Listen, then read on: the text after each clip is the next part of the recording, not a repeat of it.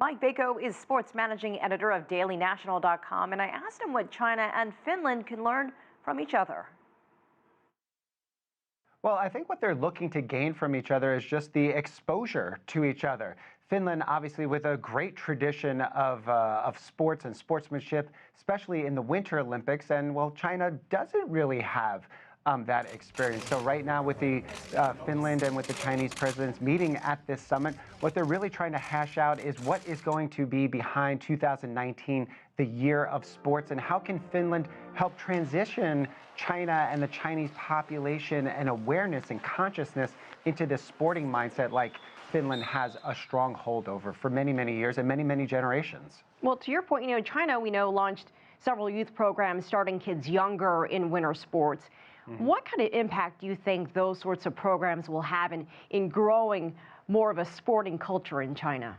I think they're looking to grow that sporting culture in China because they're looking forward to 2022, obviously, with the Winter Games, and trying to learn a lesson from Finland in the sense of how do you ingrain it in the culture? How do you start this at a very, very grassroots and an early age? One of the things that Finland really stresses is families getting together and playing these sports, getting children to play these sports, following these sports, building a passion for sports at an early age. They have a saying in Finland where it's not about the competition, it's about the play.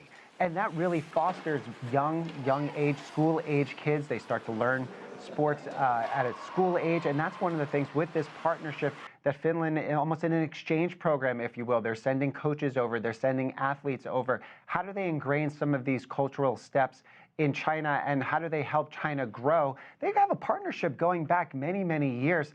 In 1952, Finland actually invited China to participate when they held the Summer Olympics in Helsinki. So this relationship, even though it's not a structured relationship going back that far, but it is something that has been growing for many generations. Well, you mentioned something there because you can get all these young kids to learn how to play all these sports and put them on teams, put them in classes, but how do you get the parents and the families to buy into this? You said that for a lot of other places, it's about a family commitment. What do you do to get those parents to buy into it and make this more of a community effort? Yeah, I think what you try to do is build that joy in their kids where it doesn't become something that they have to do. It's something that they enjoy doing. And frankly, it's something that hopefully the entire family can enjoy, whether it be skiing, whether it's just being outdoors. Certainly part of this partnership, some of the Chinese athletes are going to be in Finland training for the biathlon, training for cross-country skiing, ice hockey. Those are not necessarily things that the entire family can do, but it could become a participation sport for the younger kids that the family grows to enjoy watching and then possibly seeing it on a professional level. And certainly what they're hoping to do by the time 2022 rolls around is not hope for the influx of tourists and people from other countries coming to these venues, which are big, which are large, which served the purpose for the Summer Games many years ago. But they're really hoping to fill it with Chinese fans and growing that culture and that sporting environment for China, not just for 2022, but for years to come.